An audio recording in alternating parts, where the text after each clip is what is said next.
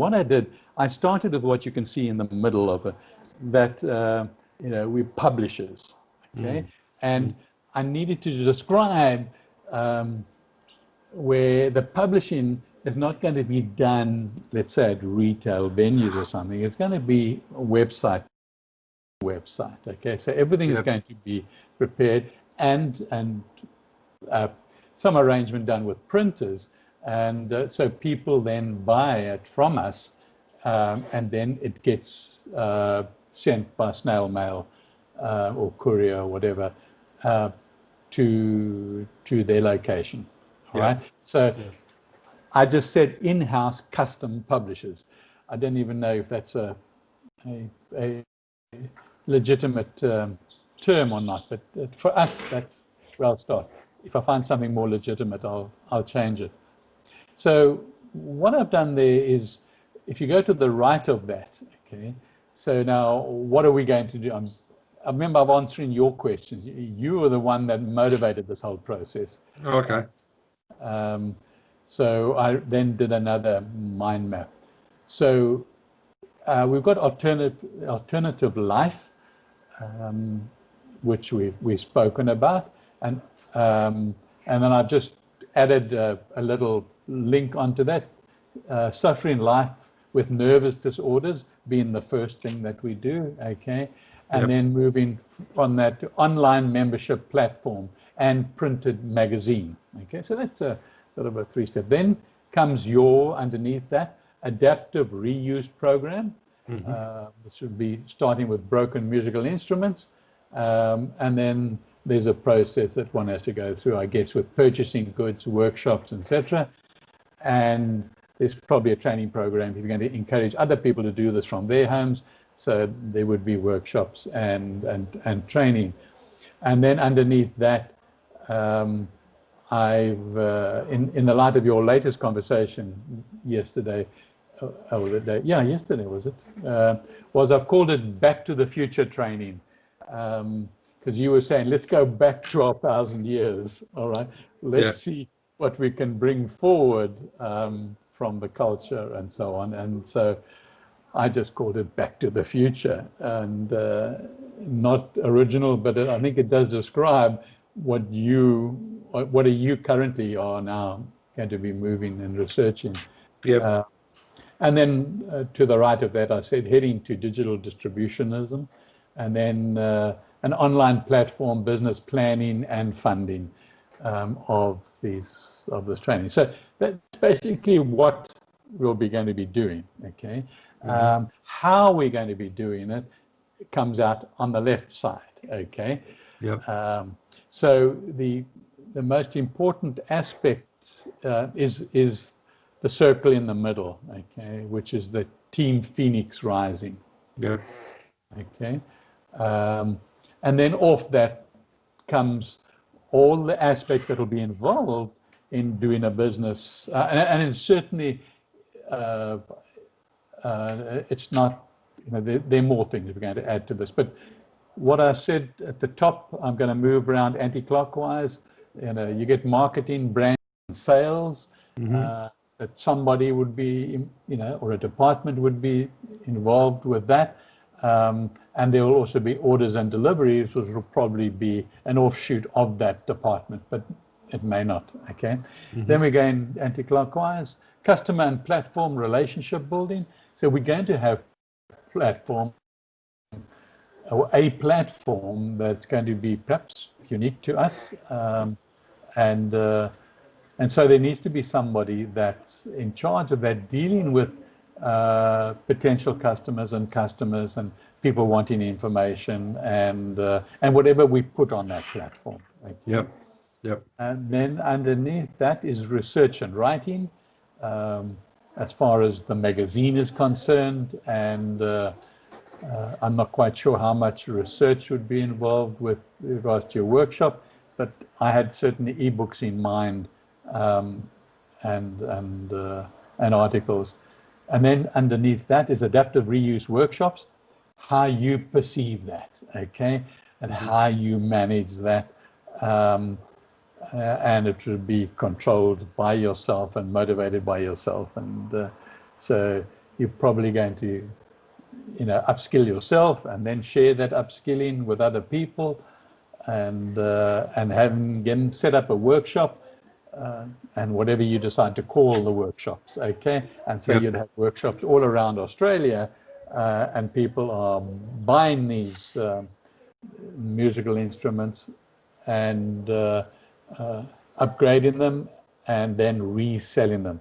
And so we'd probably have on our platform, we would have the resale place. And underneath that, suppliers and printers, whatever suppliers we're going to have as far as tools and raw materials, and of course to print the magazine, and to possibly either give it to us to send off, or they keep it in store waiting for one-on-one orders and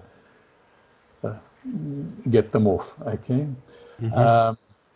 I think also in addition to, when it comes to printers and publishing, on possibly around the same subject, we could also have books, okay, that we write ourselves, and people can buy. So yes, you might have a magazine type on, nervous disorders like MS, or not all, and you might have a book that handles it differently, or not the same information, but certainly helps people live their life at a better standard. So it could be books, it could be magazines, and then keep going there. Then, of course, videos and a podcast production, a department or a person that focuses on whatever we're doing with adaptive reuse program, and whatever we're doing as far as putting out magazines, there will be links to those, the links and podcasts. So there needs to be somebody managing that process. Same content as in the book or in the magazine or whatever, but it's also a great tool for showing somebody how to do some woodwork, or polish up a chair. So then, and then we need to have a department or somebody, the financial planning and doing projections and statistics to see if we're going to be there. And then a resource library for everything. Not only stuff that we create and write ourselves, but I think what other people too, and in some sort of indexing way that very, very easy to put your finger on something that you need, that you might have put in the resource library a year ago. Okay? Yep. And then comes the magazine production. I have no idea what's involved. I can imagine what would be involved. You've got the content, you've got photographs and pictures and so forth, and now it's got to be put together. And then lastly, above that, of course, a graphic designer for the magazines and the websites and the training and everything else, that to make it look, as good as it is going to be. So that's sounds good. Sounds really good, actually. Well thought out. It was quite sort of an impromptu thing. I found the other one a bit laborious. It would have been just too many links and hooks and things. And this made me think as well, with my limited experience with mind maps, is each one of these would have its own mind map. Yeah. So you take marketing, branding, and sales, that would have its own mind map. And then there would be a link, because apparently with these links you can have you can what do you call it? Where you click on it on this mind map and it'll bring up the other mind map. Okay. Yep. So that to me, for a sort of working, we don't have to write a business plan and paragraphs and paragraphs of it. marketing will be That's a really good point. That in effect, that is the business plan, right there in front of us. Yeah. That's what I feel, you see. So if you go into marketing, so you now either do marketing alternative life, we're talking marketing adaptive reuse, or marketing back to the future. Yeah. And then it's points that one's going to do, not trying to make the business plan look pretty or something and put on things that you're not going to use. These are things that you start with. They absolutely are there, and we discuss them and then move on. And I think it's a great idea. Yeah, I think it's really good. Because how many business plans in your experience have you been involved with that they spend days and weeks and whatever writing them, and then just promptly put them onto a bookshelf and don't refer to them again? So. I would say percentage-wise, probably 100%. Yeah, that's right.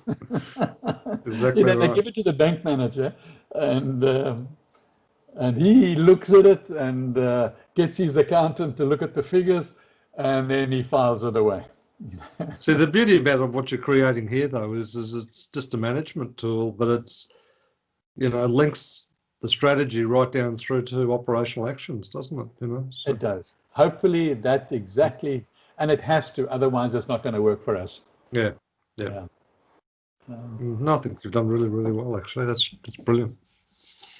Yeah. Okay. Well, that's really part of what I wanted to chat to you. And well, one thing I was going to ask you too is because when you look at a lot of the stuff that we've been talking about, and like that mind map in particular, there's a thread which runs through just about all of it, I guess, and that's this whole idea of being creative, isn't it? Yes.